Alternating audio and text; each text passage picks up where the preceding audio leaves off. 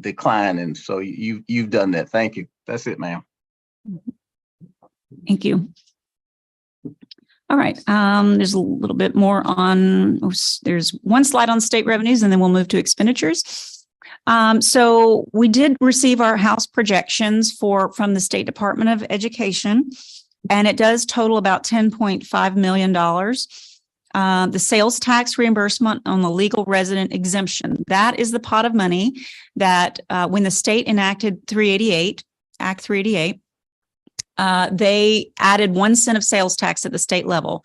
So the sales tax, which is the 6th cent of sales tax in Beaufort County and all over the state, that goes back to the state. They reallocate that and send it back to each district based on a formula. I don't know what the formula is, but that increase to our district this year is $2.6 million. It's a significant source of funds. It's around, I think the total amount is actually $52 million. So it is a significant portion of the state funding, which is about $119 million. So it's almost half.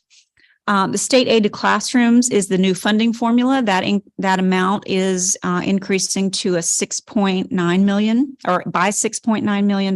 That's in the neighborhood of $40 million. So that's the second highest, largest source of funds in state revenue. And then retiree insurance increased by $1.1 million, totaling about $10.5 million. So that is, we have utilized this $10.5 million as part of the current revenues that we need to support the budget. And so we have taken those into consideration. So on the expenditures, our first slide shows just historical information about the expenditures over the course of about 11 years. And so the blue line is the total expenditure amount.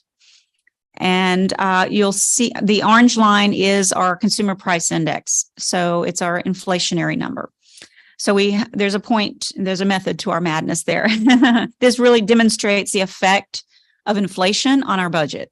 And so we had, starting in 2012, sort of gradual increases. They kind of got a little steeper in the 2016 to 2020 range.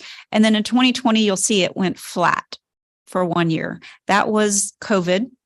And that year, no one knowing really what to do, including the state legislature, we ended up with a continuing resolution that year. We did not pass a budget with any increases. So we went a year with absolutely no changes. And then we're able to increase the budget the following year. So since that year, so 2021, you're going to see steeper increases, and that is inflation is having an effect on that. It is drastically increasing our operating costs, labor, fuel, materials, contracted services.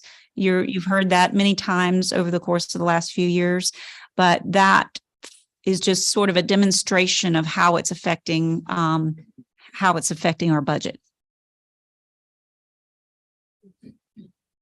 We have a question. Dr. Wisniewski. Thank you, Mr. Chair. So I was looking at this slide also and trying to kind of break down the data a little bit. And I think another explanation perhaps too, besides just inflation, is that we had, new schools that came online essentially for operations. And so I believe that could also be a factor, because I was trying to break it down based on, 6-year increments and what our average yearly increase had been year over year. And it looked like that since 2018, we'd almost doubled operational expenditures since the prior time period. So I just wanted to provide that tidbit besides just inflation, which obviously is a factor. So thank you.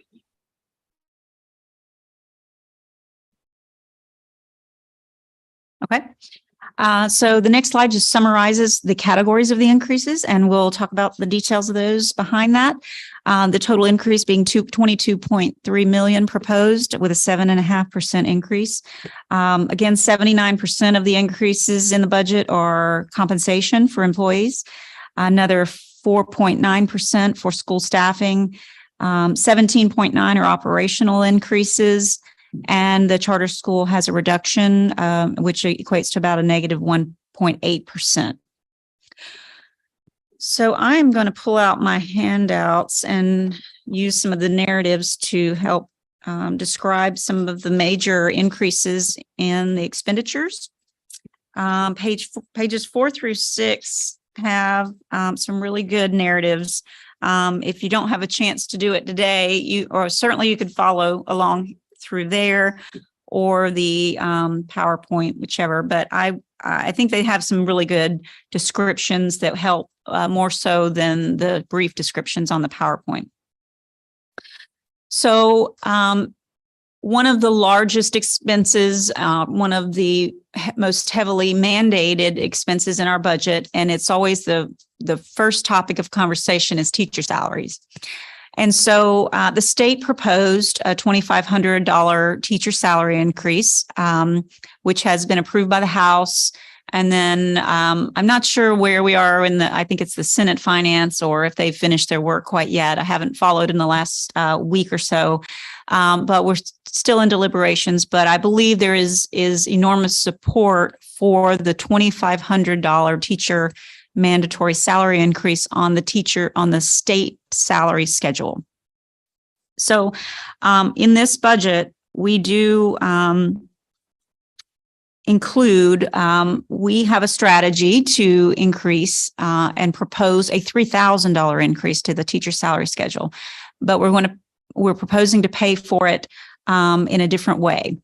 So $2,000 of the increase would be with district dollars, and we're proposing to move $1,000 of that increase out of the locality supplement, the teacher salaries locality supplement, or the teacher locality supplement, excuse me. So I'll explain that a little bit more detail further on, but that does have, so the school district already provides a $2,500 locality supplement. That's a bonus that comes in 2 increments, half in December, half in May, in addition to the base teacher salary that you see displayed on the salary schedule. The benefit of moving that locality supplement into the base salary for teachers is, 1, it's coming into their take-home pay that they see every payday, and 2, it becomes retirement wages for them. So it allows us to get that teacher salary scale up to a level that is very attractive for new teachers, for recruiting and retention. It makes Alice's job a lot easier because folks are looking at that salary schedule when they're coming out of school, and they're determining where they're going to move when they leave college. And they may even stay here for their entire career. So, and we've talked to teachers who have done that. So just so keep in mind, so the full cost, had we moved up $3,000 with all district dollars, would be about $2 million more than this $5.6 million. So that is a strategy we're using to help our teachers, but also to move us up to a level that's going to maintain our status as number 1 of teacher salaries in the state, and to really help us keep and recruit and new teachers and to keep them in place. So I'll pause there. Ms. Boatwright, you have a question? Sorry, I was trying to, should I raise my electronic hand? Should I just start talking to Tanya? One thing I was wondering about, and this might be an opportunity, but do we have any data yet on how many more? Because one thing I hear, and I'm on Hilton Head, is that we get a lot of interest based on our salary schedule, but then when they see our cost of living, we lose a lot. And I don't know if we have numbers on that, but I'd be curious to know, because I think it's great to generate interest. I wonder how many of those people were converting to employees. Yeah. Yes, I think that would. I'm just putting that out there. I would love to see those numbers. I don't think you would have them ready, but it's something that's when you brought that up, I'm interested. Right. So we can ask Human Resources, Ms. Walton, to gather some information for us, and we can provide a response back at the next meeting. So I don't have anything readily available for you today on that data, but we can certainly bring that back. Are there any other questions? Mr. Smith? Well, actually, I have more so of a comment. I would just like to take the time to. I'd like to take this time to thank my colleagues and thank everyone, the district, for us actually doing the stipend into promote keeping our teachers, because just this week some of my colleagues were at the State House, and the state is actually proposing to give a stipend to keep teachers in the teaching industry, and it failed tremendously, and actually they went back to it again on yesterday, and we're talking about that, and some of the people in there were outraged, and some of the conversation went a little better on yesterday than when it got read on Wednesday. So hopefully they're going to revisit that again, but that just shows the differences of an opinion and how important that given the stipend is to keep teachers. And I just think that this is something that if anyone know their legislators, that they need to call them as well and let them know that we support this. And, this is something that is good for the district to continue to do to keep teachers. So keep it brief with that. Thank you, Mr. Smith. Dr. Wisniewski? Thank you, Mr. Chair. Tanya, I wanted to make sure that I'm clear on the teacher, things that are mandates from the state. The teacher salary increases of $2,500. Those are essentially, my understanding is that they're discretionary. They're not necessarily a mandate. Is that correct? They want everybody to be at the base, the minimum, but we already are exceeding that. So my question is basically, is that necessarily a mandate or not? My understanding from the teacher salary increase is that the state scale is mandated to increase by $2,500, which would take the state minimum salary from $40,000 to $42,500. Beaufort County's starting salary currently is $45,566. So we're a couple thousand above where they're moving to. So my understanding is that the mandate would not apply to us, but has been our practice in the past to increase at least the amount that the state proposes. So it is not a mandate. Right. Or Beaufort. Okay, I wanted to make sure I understood it, because that all came from news articles or whatnot that I had read. I think another thing when we're talking about state revenues and expenditures, I want to make sure that I understand the difference in what has been mandated and what the expenditures reflects. It looks like it's about we're to the negative of around approximately 1.8 million. Is that correct? And I'm just using the slides to calculate that. There was the state revenue slide that said we were going to be seeing an increase of, I think, 10.5. And I apologize because I'm driving right now and I can't really see the slides, but I think the expenditures, state expenditure increases was in the 12 million range. Correct. So based on the revenue information I have, with the $10.5 million increase proposed by the state, I'm showing about $12.8 million of, I'm considering the teacher salary increase to be a mandate in this number. So 12.8 million is the expenditure amount that they're proposing. So I would say that I'm not following, I guess, your calculations, and I'd probably have to, I guess, maybe have a conversation with you to understand, but it is true that the state's not covering what we're proposing here in these form of state increases.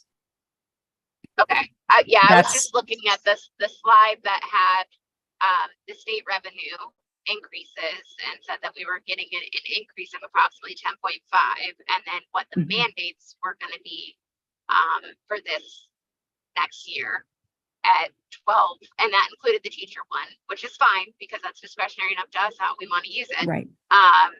And then I was taking that bottom line number of 12. So I was trying to determine, all in, using the state revenue stream only, how much is the burden on the local taxpayer to meet that need? And I came to around 1.8 million, I think was. Yes, I would What's the agree with about $2 million. Yes. Okay, thank you, ma'am. Mhm. Yes. Mr. Chair, may I speak at the Go appropriate ahead, time? Mr. Dallas. Go ahead. I like the fact that the state comes out with these guidelines, mandates, what have you. And I'm also especially pleased that we maintain the existing delta between us and other districts. Because if we sort of only because we're above what the mandate requires and we drop to that level, one of the most expensive counties to live in the whole state would no longer have that point of empirical advantage in terms of salary. So I'm glad to see that we're pushing it higher. I think that's essential, and hopefully we can find other ways to push the salaries higher. And I really like the fact that the retention bonus was turned into ongoing salary, because that allows a teacher to actually accumulate more in their retirement pockets than otherwise. Thank you, ma'am. Mr. Smith, did you have something else? I just wanted to ask you a question, Ms. Crosby, because that was very important. Excuse me if I misinterpreted it, but did I interpret that the state, due to where we at, the salaries that they're pushing, the increases that they're pushing, that they're mandating, that they're not giving us the money to do that, to fund that? So I'd have to break out the $3,000 increase is going above and beyond what the state is mandating. Right. And if we were to give technically the state is mandating only to get to 42,500. We're above that, so we're not required to go do anything. But it wouldn't be responsible for us to not give a teacher salary increase, and we certainly wouldn't be able to meet our goal. Two goals actually. One, we want to keep our teachers' total compensation package over $50,000 at the $50,000 mark. Right. And two,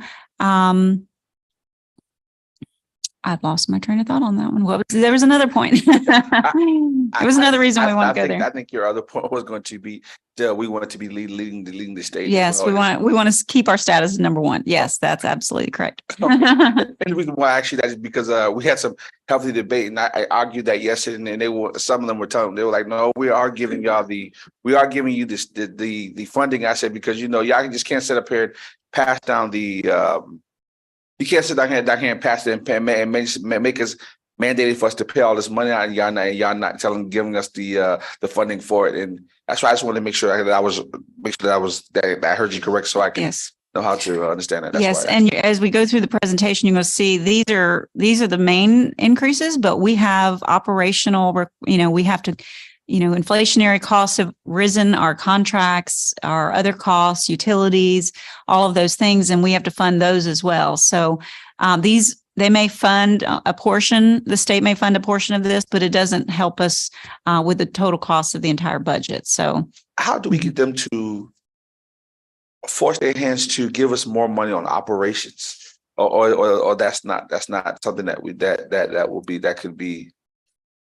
Well, that's a great question. If I knew the answer to that, I might be a state senator or something. Senator Tom Davis has been trying to have this happen for at least the last 10 years. It's very difficult. Earl Campbell knows more than I do about that.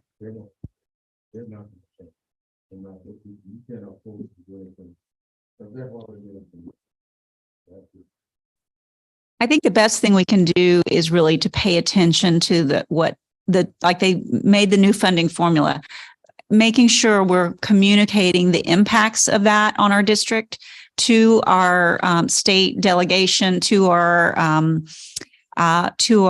folks at the State Department of Education, and to just constantly communicating with our counterparts across the state on how it's affecting them too, because our voices are stronger in numbers.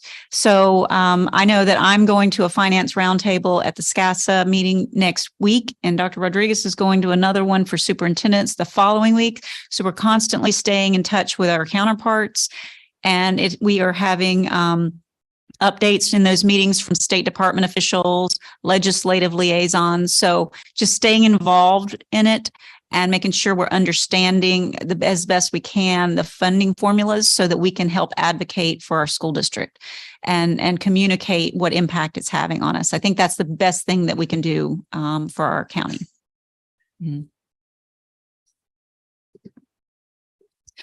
Okay, I'm gonna pause on the teacher salary conversation because I have a lot at the end of the presentation that takes a deep dive into that. But I want to get through the other increases that we've summarized here, and then we can get back to that conversation if the board would like to do that.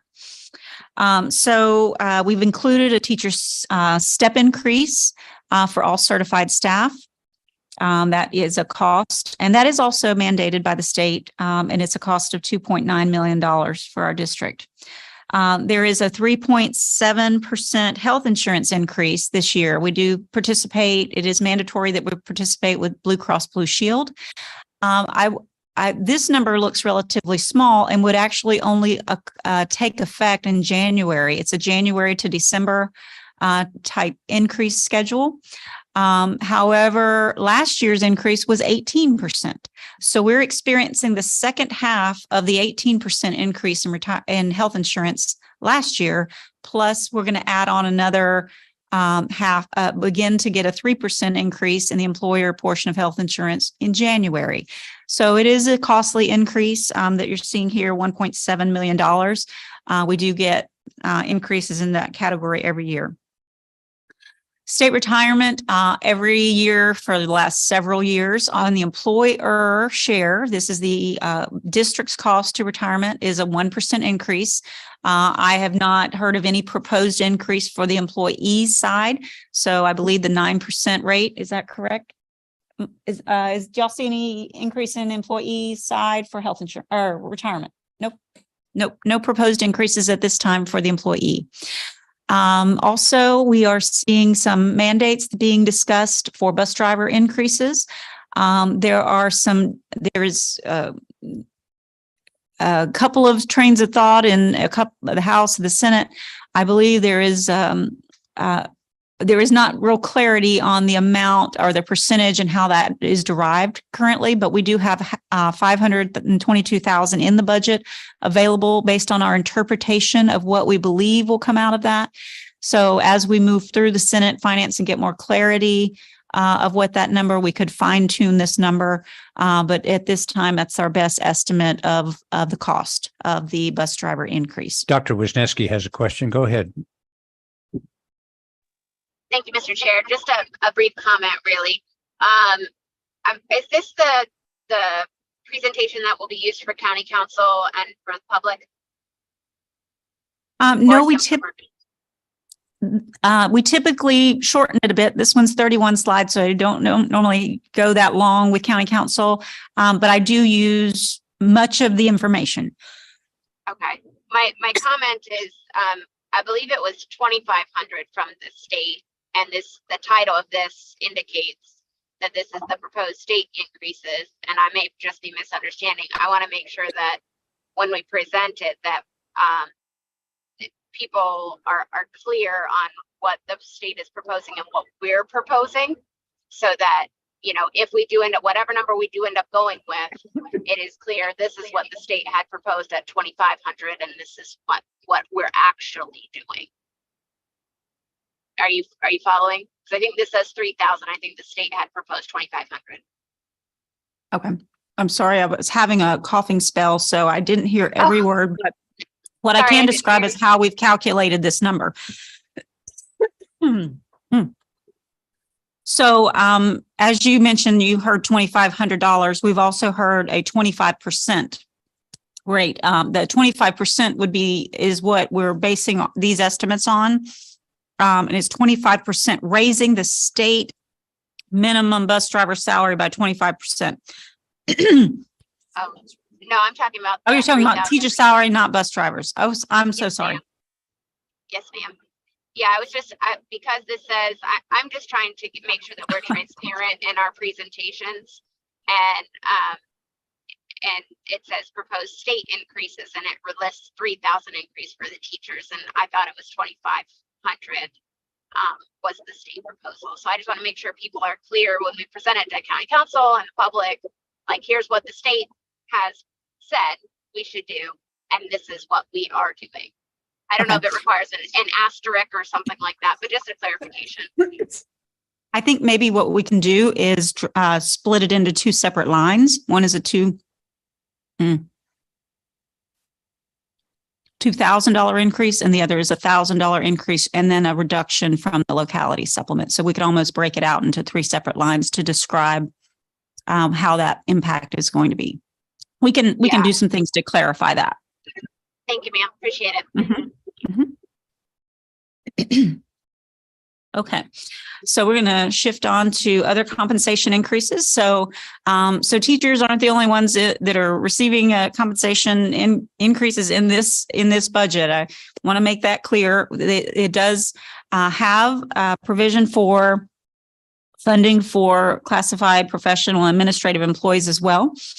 So the first thing I put, it was the largest cost or increase we had was the remaining portion of our implementation of the compensation salary study for classified professional and administrative employees.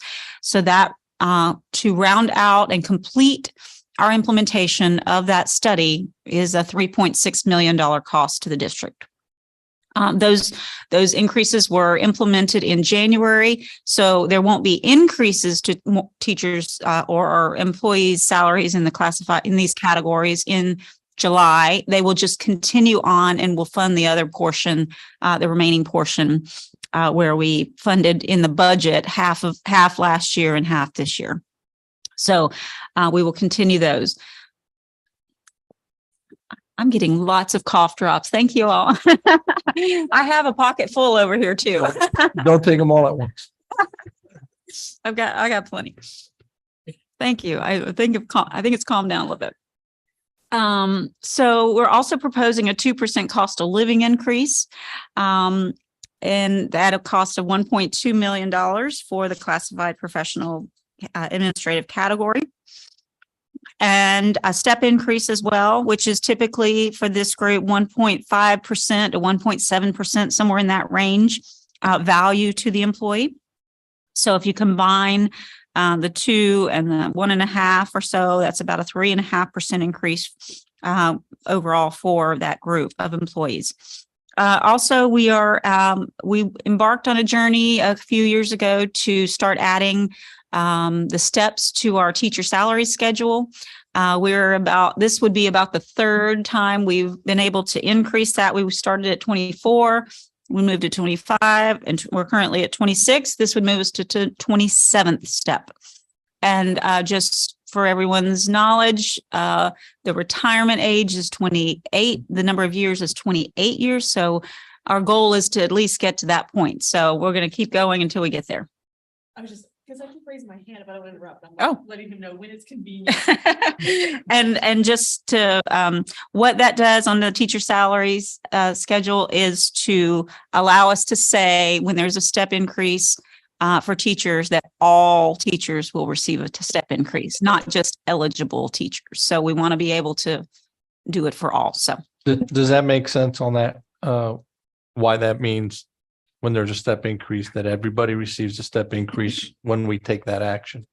Because if you were at 28 or 29 years of service, right, there wouldn't be a step to go beyond it. So by increasing that one step, creating that extra level, then that gives everybody that step, a movement. Okay. Ms. Boatright, go ahead. Sorry, I didn't want to interrupt. On the paraprofessionals aspect of classified staff, don't we have aren't some of them contracted and some of them employees? These are just the employees. Right, but But aren't- there don't are we have- some contracted folks. We do have services that are contracted through ESS yes. Because you've talked about before the two groups, like one group, it's all salary, but they don't, they're not employees, they go through and then the other group. So they're not going to get this increase. Is that correct? They would not get an increase that through this study, and this cost does not include any contractors for increases. Now, each year we typically build in a CPI or consumer price index or inflationary cost into our contracts that generally caps at 3% for all of our contracts. But we don't know if that goes to the employees necessarily. What percentage of our classified staff is contract versus employee? Do you know that roughly off the top of your head? Roughly, we have about 25 to 30 parapros that's with ESS. Okay. That's all. Okay. And we have proposed in this budget as well an increase for them. To HE, what is it, ESS? ESS, Thank you. yes.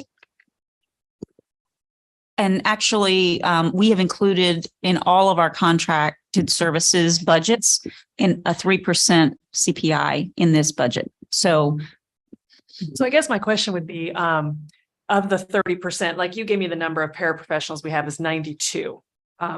Does that include all paraprofessionals or just the class of the ones that work for the district now? Okay, so about 30 paraprofessionals roughly are employed through ESS. And if we give them a 3%, do we ever know how that trickles down to the actual benefit to the employee, or is that just sort of a black box? No, it's not a black box. When we make the recommendation for the increase for the employee, then ESS actually has to incorporate those increases and send it back to us so that we know that the employee has them. Thank you. That's very reassuring.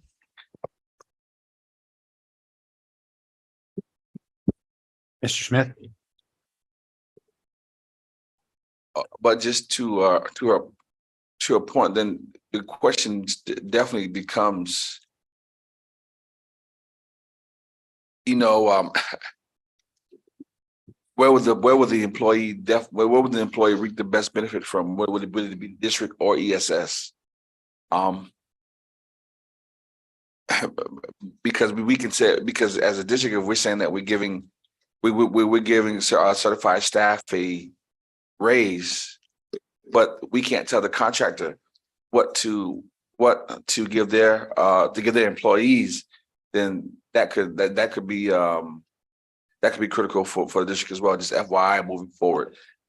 I think, Mr. Smith, to your question, Ms. Walton, correct me if I'm wrong. I thought what I heard you say is that we tell the contractor, ESS, we're expecting a 3% increase for them.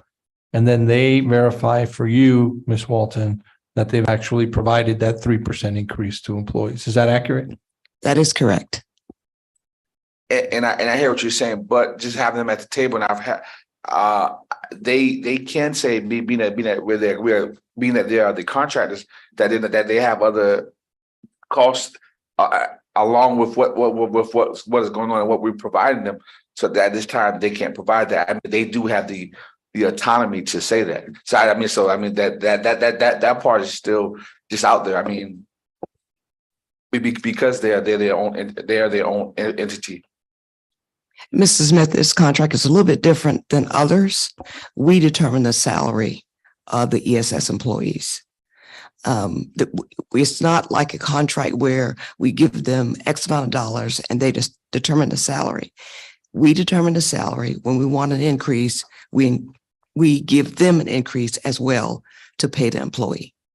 So they don't make the decision as to how much our employees are paid. We do.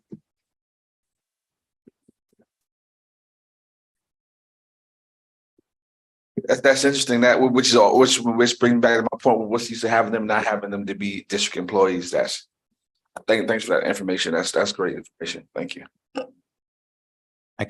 Let's move on. Okay. All right.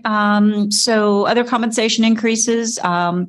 This year we were fortunate enough to be able to pass a couple of payment plans They included sick leave payout for employees who had lapsed their days or sick leave at retirement, whereas previously employees were receiving $0 who were leaving the district, and $10 a day for those who retired for their sick leave balances.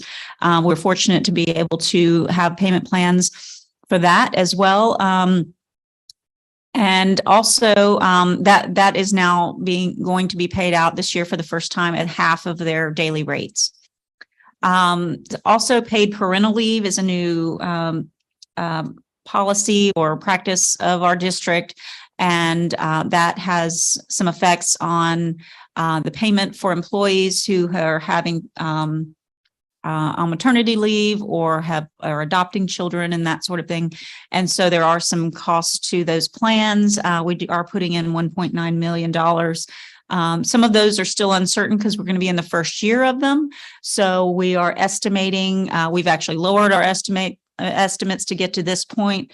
And so we do expect to be able to shore those dollars up as we move through the next year. We'll see the impact of that a little clearer.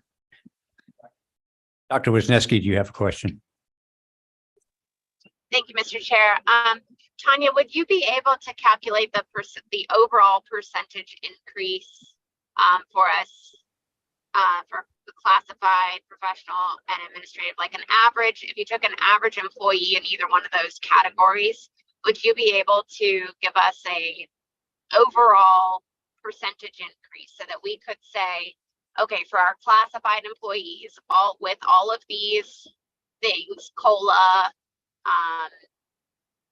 step increases, yada, yada, all in, this is the percentage of the increase to those different categories of employees? For the classified professional administrative, it would be approximate. Well, we can verify the number, but at this time, our estimate is 3.5%, 2% for the COLA, and 1.5% or so average. That's probably a little bit of a low estimate for the step, but each step is valued at different amounts at different levels. So at this time, I would estimate conservatively 3.5%. In total compensation increases? Yes. Now that would not count any classify or compensation study increases, because those are right. So it would just be the cost of living and the step. But what about the proposed salary increases? Are you talking about for certified employees? Okay. Yeah, I'm looking for like all different categories of staff that we have so that we can make sure that percentage wise because what gets confusing for me, at least at times, is that we've got different categories of staff, and then we've got COLA, we've got step, we've got salary, we've got stipends. And so I'm looking for an understanding of total compensation increases in this proposed budget for each different category of staff that we have. Okay. Yes, we can do that. Thank you, we can provide that at our next meeting. Yes. Appreciate it. Mm-hmm. And so there is provision, budget for a district math coach position as well. And that is needed for math. We want to focus on math instruction in this coming year. We, due to some of our scores, so that's going to be an emphasis. And as well, we have academic and athletic stipend increases, and these are increases. These are formula-based allocations based on student enrollment. So can I just jump in? So we're talking about the math coordinator position. We feel that's an important one because we can see the impact that COVID has had across the country and across the state, and certainly we've seen it as well in terms of students' achievement within the mathematics area. And it is the area that has been hit the most. In fact, the Secretary of Education said that impact is decades worth of impact in terms of the COVID effect. So we see an impact here as well, and it is something that we want to address, and it's one of the steps in which we're going to be able to address it. So Okay, Ms. Crosby. Athletic and academic stipends, I mentioned they are formula based, and our enrollment is increasing average of about 1%. We're estimating for the next year. And so this is an increase due to enrollment. And last year we did, for the first year, build slippage into our budget. It was this year we're building it again, but at a lower level. We're not seeing the level of vacancies that we've had in the past. So this number and our budget is much tighter this year in the current year. So we have chosen $3 million for the dollar amount, which is about half of the slippage that was provided in the previous year. We do have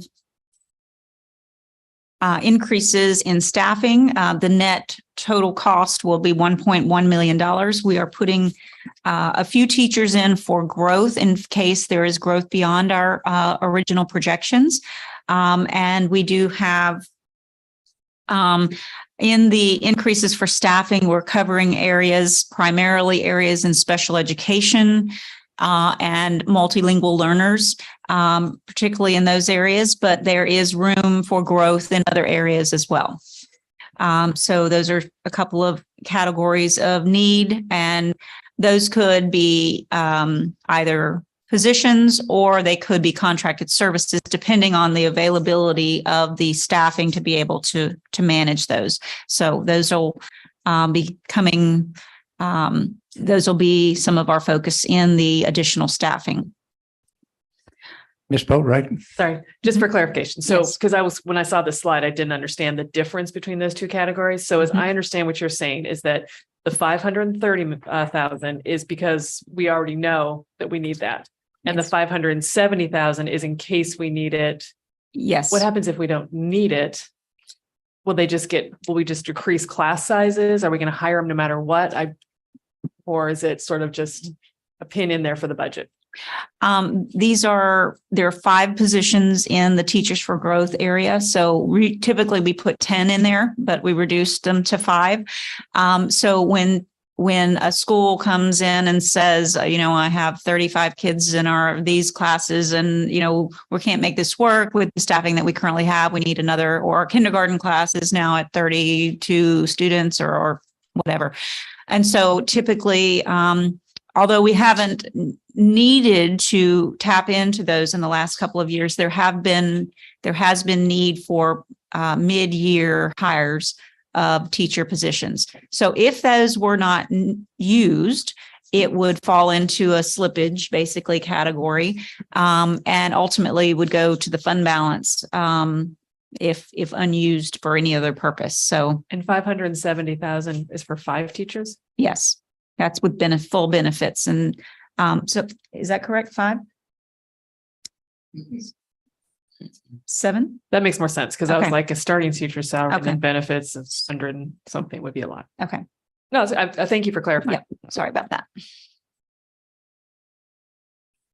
So as I mentioned, we are putting CPI increases of capping at 3% in our contracts. They are already in our contracts, but these are making sure we're adding those costs to the budgets.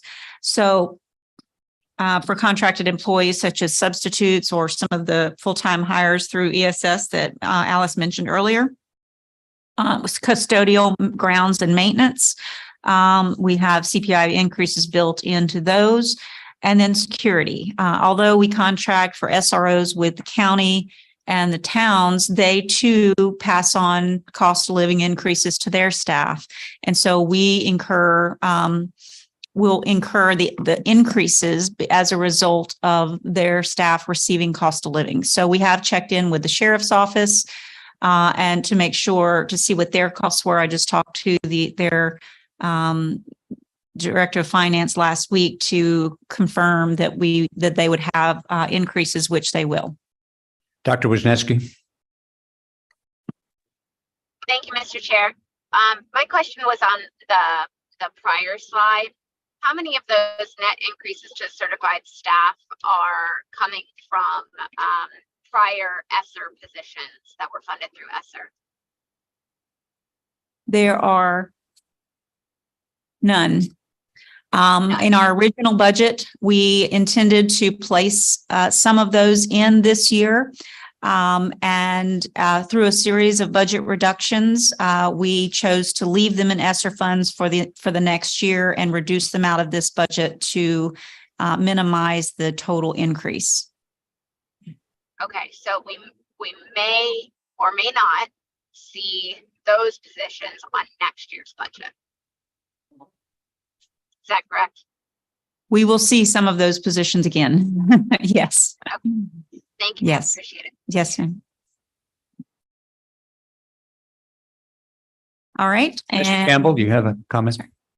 Yeah, I just want to ask about grounds. What are they contract new?